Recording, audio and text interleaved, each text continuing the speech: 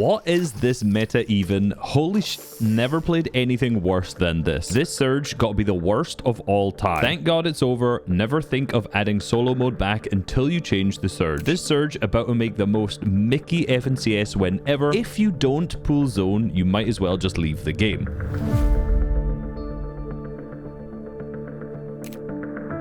Ten of the 12 games had zones that pulled south of the map in Europe's Solo Cash Cup finals. Scroll, who won the event, was undoubtedly blessed by how many zones pulled near his drop of Battlewood Boulevard. Apart from Giras and Twy, all of the top 10 players also had great zone luck.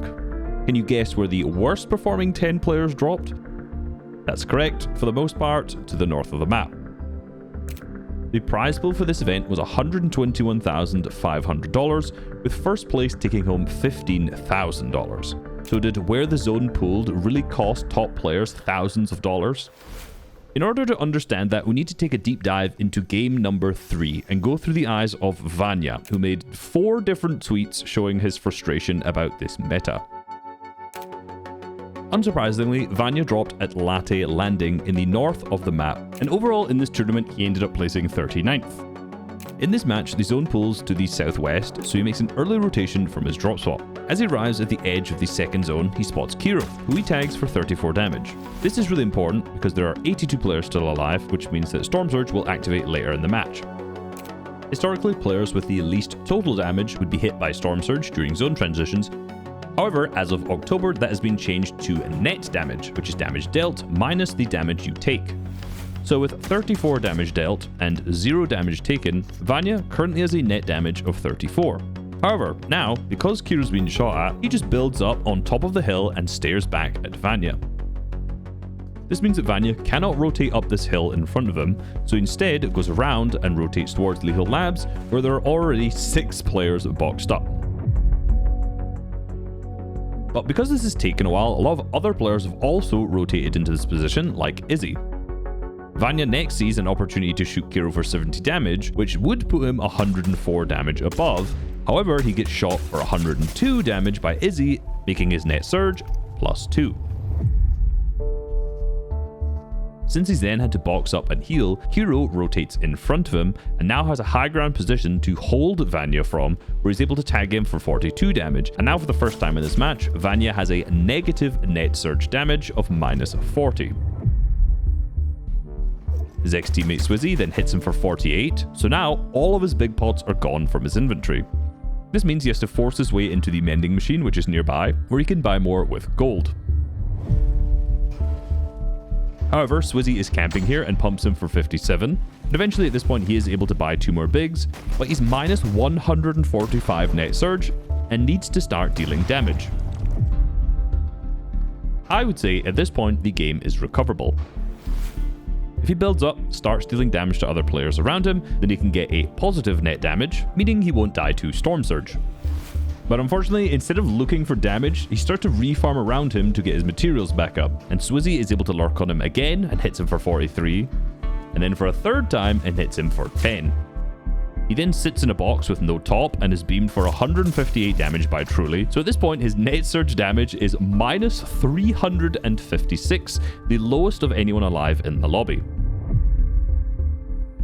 Storm Surge activates on the zone transition, and because his net damage is the lowest, he starts taking 25 damage every 5 seconds. So while being 300 below and getting ticked by active surge, he pushes Lars and dies. Now this was an early match in the tournament, and I think Vanya himself would agree that he made a lot of mistakes here that cost him the match. I know this because he didn't do this in later matches, as in a Game 7 for example, which had a very similar zone. He rotated up and over the hill where he first shot Kiro, rather than rotating round into Lethal Labs. But I chose this messy Game 3 as an example to showcase if your zones continue to pull far from your drop, it's very easy to end up in a position where you're surrounded by other players and get farmed for damage, and then the game is basically over. To contrast this, look at how easy the 2 games were where Vanya pulled the zone. Game 1 was one of these, and he rotated to the center of the second zone on this hill position, which was very close to his drop spot. Then he was able to sit here for 10 minutes as he lucked out, pulling every single zone over and over, and he could stay up here and tag everyone around him. Because he didn't have to rotate, he could make extremely safe peeks and focus on taking as little damage as possible whilst dealing as much damage as he could. So Storm Surge this game was an absolute breeze. In the only other game where the zones pulled to the north, which was game 4, he did basically exactly the same thing and did not struggle. Now you may think this seems a little unfair. If the zone pulls close to you, Surge is completely easy, and if the zone pulls far, it's basically over. You'd also think that if you read Vanya's tweets.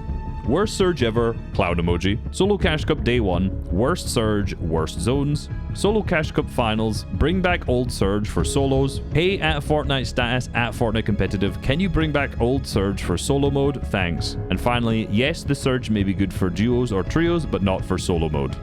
However, for all of these tweets, Vanya started to receive a lot of criticism, with Flixie replying, "Bro, don't tell me you want to start trading in solos as well." And he was not the only one who replied something similar to Vanya.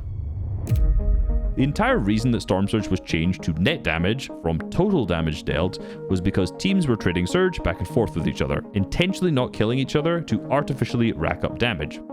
Vanya's team did this in every single FNCS last year, so it's no surprise that so many people thought he was tweeting about net Storm Surge being bad because he can't trade anymore. No shade to him from me, trading was literally just the meta, and I'm just using this situation as an example to explain the issue, but is he right?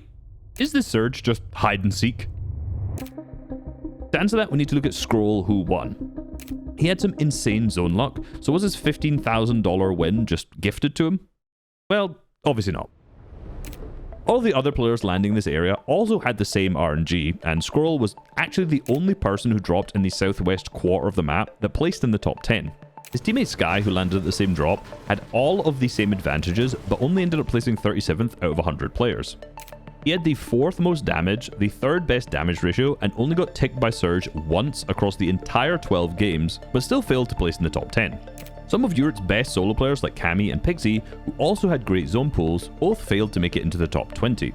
So getting zones doesn't just mean you win the event, you clearly actually need a good strategy. And for Scroll, his strategy revolved around something completely different. In Game 3, the reason Vanya pushed so hard into Lethal Labs was to get the extra heals from the mending machines, mainly because he couldn't rotate over that hill. The problem is, everyone wants to do this in the mid-game. So in every high-level competitive match, every single vending machine has players boxed on it, so rotating for it late is a risk. But Scroll's strategy means that he doesn't really have to rotate there late.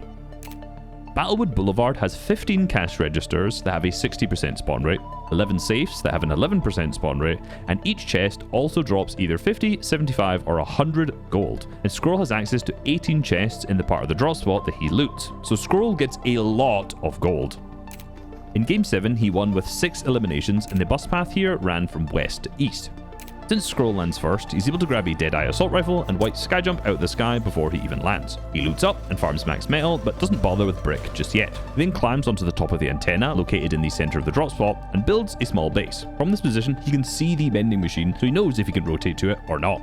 Very fortunately for him, Casper disconnects from the match and Scroll gets a free elimination and damage. This means that with his remaining gold, he can buy as many slurp juices as he can, and then goes AFK popping bandages in the drop spot.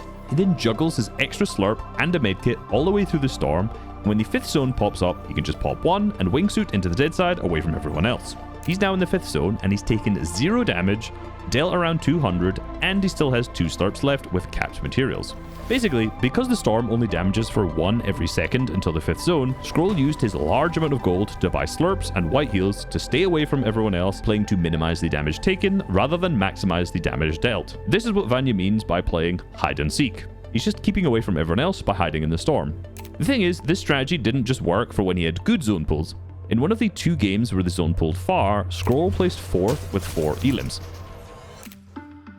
He did the exact same strategy where he went into the same Surge position, he bought max slurps, and he juggled a medkit. The only real difference here is that when he finally rotated into the 6th zone, he had 83 builds rather than max because of the long rotation, so he aggressively played for a refresh before the moving zones, which capped up his materials. And if you're wondering what happened to him in the other match where the zone pulled north, Game 1, he got camped on and died off spawn by skyjump, so I don't know how he would have actually played this game. So obviously Scroll has a very good storm strategy. However, I would be lying if I said that zones and RNG didn't matter. Let's look closely again at Game 3 where Vanya struggled. After landing, Scroll is tagged for 38 damage. Now he harvests cap materials, And as we already know, the second zone pulls to the southwest, which favours him. So he rotates up to the antenna in his POI like every other match. Similar to Vanya, he's had some bad all-spawn RNG and doesn't have a Deadeye assault rifle this game for the long-range tags, but he's still able to hit a few tags onto Skyjump and Pixie. Now, at a +7 net surge, he drops down to reharvest the brick that he spent building the base up above before returning back up. At this point in the match, Vanya has just been beamed by Truly and now has a net surge of -356. Scroll gets another 18 tag onto Angel before then rotating into the Storm. He then plays one of his slurps, which allows him to safely rotate behind everyone else to get into the 5th zone without getting hit once. The 6th zone is tricky for him as it pulls completely max to the north, and this is the first time Vanya gets a good zone pull. Unfortunately, he's getting ticked by Storm Surge and dies. As we already mentioned, sure, Vanya could have played this match much better, but clearly one player had a much easier match than the other due to where the zones pulled. Now, Scroll wasn't the only one to try and play the Storm. If you pick any random game and open the map at any point, there'll be around 20 to 30% of players in the Storm at almost any point of the match. This is why these players had to be very careful when playing the Storm, as if they rotated too early, they'd still rotate into a lot of other players. Scroll made sure he was one of the last players to rotate into the safe circle, which meant that he kept away from all of the other players playing the Storm. And the other player who did that extremely well was Cringe, who was at the top of the leaderboard after day 1. But the thing is, his strategy did not revolve around gold like Scroll. Instead, he approached this from a completely different angle. Cringe lands on a spot north of Classified Canyon that has 2 chests and a slurp truck. From here, he can farm max metal quickly and then just rotate north, scrap looting the chests around him as he goes.